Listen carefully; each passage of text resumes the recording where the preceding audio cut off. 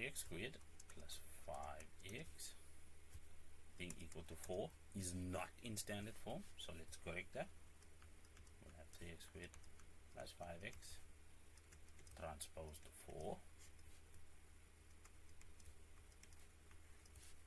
and t value, and that is our check for standard form.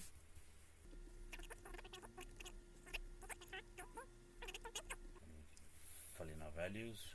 P value being 5, A belongs there and it's 3, C belongs here and it's -4. Of course at the bottom in the denominator we'll have 3 because that's the value of A, and through the magic of having prepared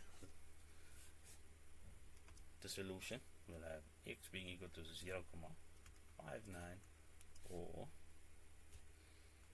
x being equal to -2,25. Oh, okay.